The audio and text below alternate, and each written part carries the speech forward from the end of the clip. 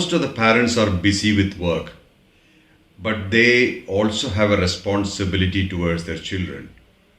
The whole idea that's what's the whole idea of having any kind of conglomeration or a companionship like Early Birds Club is to fill the gap between parents and children.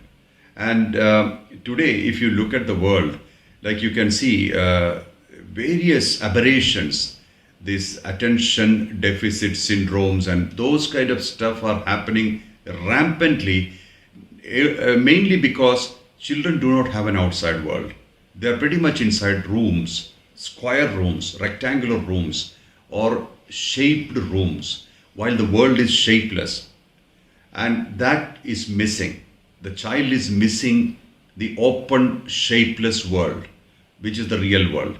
Second, they do not have connection, or they do not have real connection, meaningful connection with parents. And that's literally making them isolated, alienated, separated, and often totally devastated. This is exactly where they throw tantrums. Sometimes they are revengeful, they are angry, so many are in the rebel mode. All these are happening because of this isolation, separation. They have no connection with themselves and with others. This is a serious thing. It is equally responsible. If we produce children, we got to maintain them, or nurture them well. It's the responsibility of every parent to ensure they have quality time with their children. This is very, very important. If you don't do that, eventually you will regret. Children will grow up and they will be their own, on their own. They'll be their own islands. And later on, it will be heavy regret for the parents. And that's what we see why the old age homes are more visible today, is because children do not want their parents at certain times of their lives. They do not want to deal with them, deal with this menace called parents. Just like the parents thought the children are a menace. So we have to be really clear about this. And the society has equal responsibility for each child. The parents and the society together brings up each child. Society also today means the social media, the media, and all those things. So everybody has a role to play to nurture each child. So Early Birds Club is fulfilling its responsibility as a group to nurture each child.